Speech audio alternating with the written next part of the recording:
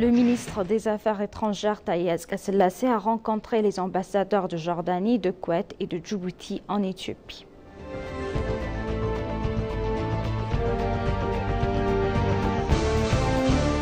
L'Éthiopie participe à la réunion de 4 jours en tant que membre observateur de l'organisation.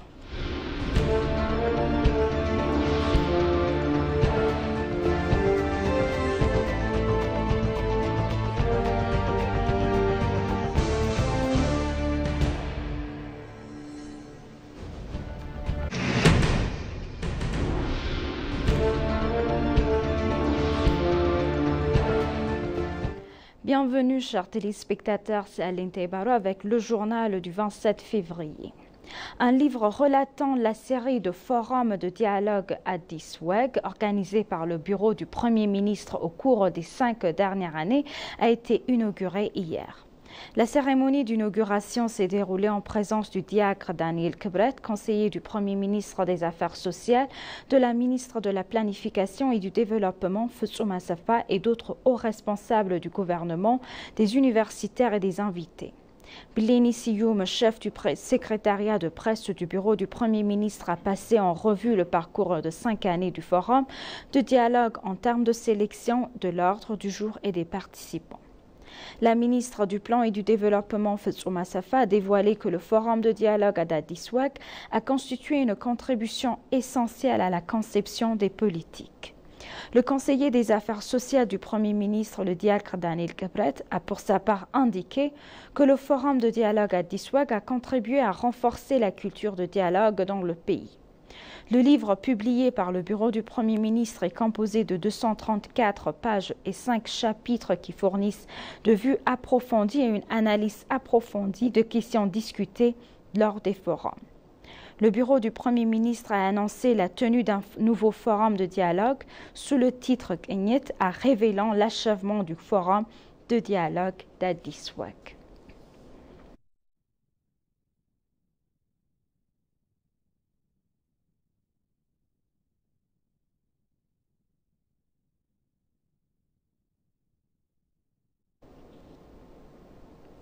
Le ministre des Affaires étrangères Tayez Selassie a rencontré les ambassadeurs de Jordanie, de Koweït et de Djibouti en Éthiopie. Au cours de la discussion, le ministre des Affaires étrangères a déclaré que l'Éthiopie souhaitait renforcer ses relations multiformes avec ces pays. Le ministre a spécifiquement déclaré que l'accord sur l'emploi entre l'Éthiopie et la Jordanie avait été approuvé par le Conseil des ministres. L'ambassadeur Taye a suggéré que de tels accords pourraient servir de pont pour renforcer les relations entre l'Éthiopie et la Jordanie. L'ambassadeur du Koweït a pour sa part déclaré qu'un accord similaire devrait être signé prochainement.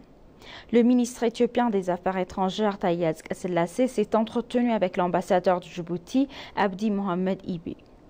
Les deux parties ont discuté des questions bilatérales et régionales d'intérêt mutuel, selon le ministre des Affaires étrangères.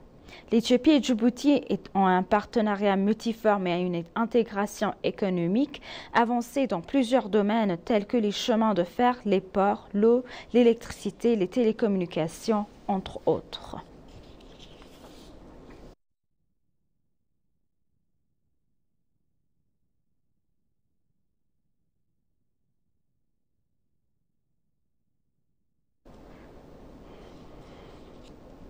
Le ministre des Affaires étrangères Tayez Selassie s'est entretenu avec Dr Gilles-Louis Garvey, fils de Marcus Garvey, militant éminent de la lutte des Noirs pour la liberté au XXe siècle.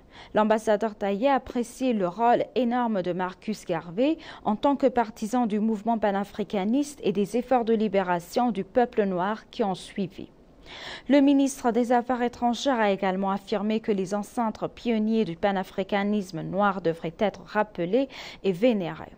Dr Julius Garvey a pour sa part exprimé le lien profond qui unit les Noirs du monde entier à l'Éthiopie.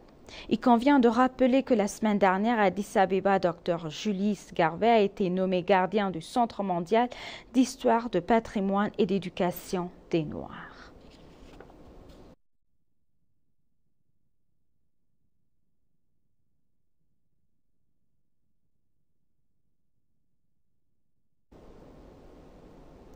L'importance de la porte maritime n'est pas discutable en termes de son importance pour le développement d'un pays, selon l'ambassadeur Tawfiq Abdullahi Ahmed, membre de la commission permanente des relations étrangères et des affaires de paix de la Chambre des représentants.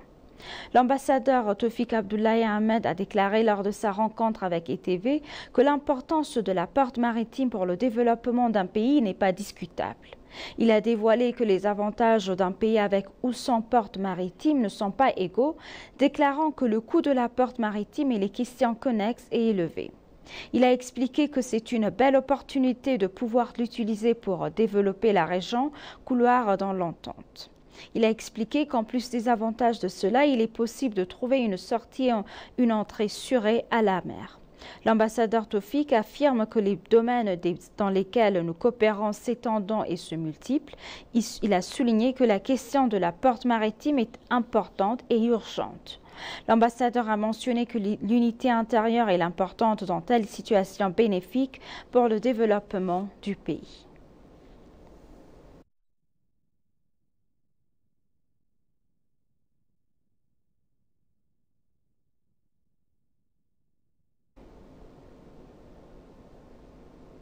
Le réseau du caucus parlementaire de l'IGAD a été officiellement lancé dans le but de promouvoir la paix, le développement et l'intégration régionale. Le lancement du réseau était annoncé lors de la réunion des législateurs régionaux de haut niveau à Addis Abeba. La réunion régionale de haut niveau des législateurs de 3 jours a réuni des législateurs d'Éthiopie, de Djibouti, de Kenya, du Somalie, du Soudan du Sud et de l'Ouganda. Les parlementaires ont joué un rôle dans l'allocation des ressources car cela est essentiel dans la lutte contre l'extrémisme violent et le terrorisme, a-t-il expliqué. Le vice-président de la Chambre des représentants du peuple, Lomé Bido, a déclaré que cette réunion était essentielle pour garantir que les perspectives de genre soient intégrées dans toutes les législations liées à la sécurité en cours d'élaboration et de révision, ainsi que pour renforcer la coopération entre les législateurs de la région. Joachim Bijmo, chef de la coopération au développement régional en Afrique, à l'ambassade de Suède à Addis Abeba, a déclaré que la lutte contre l'extrémisme violent constitue une menace mondiale pour la sécurité.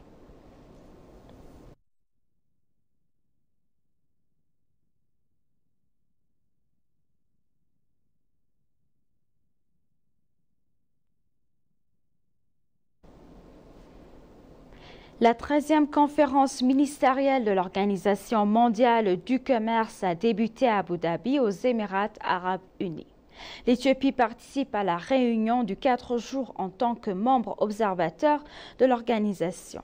Le ministre du Commerce et de l'intégration régionale et négociateur en chef pour l'adhésion de l'Éthiopie à l'OMC, Ala Gabra Meskel, le ministre d'État des Affaires étrangères, l'ambassadeur Msgano Arega, le ministre d'État des Finances Eyob Tekaling et l'ambassadeur d'Éthiopie auprès des Émirats arabes unis, Oumar Hussein, font partie des membres de la délégation éthiopienne.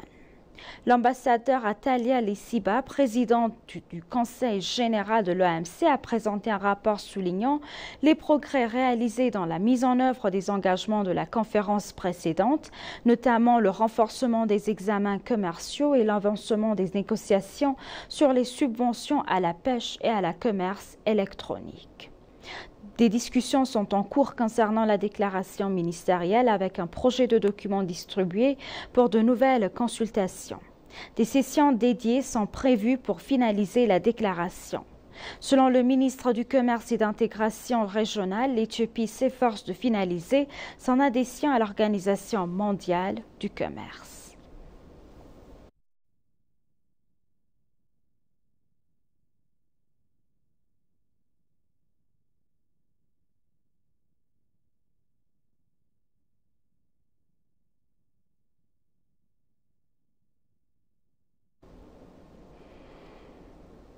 Et pour conclure le journal, Ethiopian Airlines a dévoilé que la compagnie fière de relancer ses services d'Ambidolo dans la région d'Oromia avec des vols de 3 fois par semaine.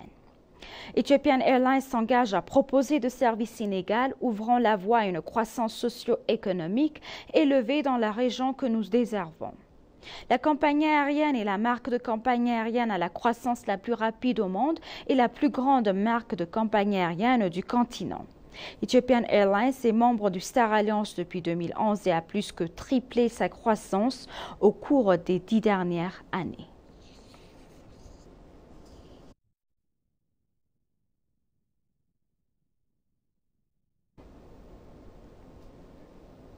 Chers téléspectateurs, nous vous rappelons les titres principaux. Le ministre des Affaires étrangères d'Ayad Selassie a rencontré les ambassadeurs de Jordanie, du Koweït et de Djibouti en Éthiopie.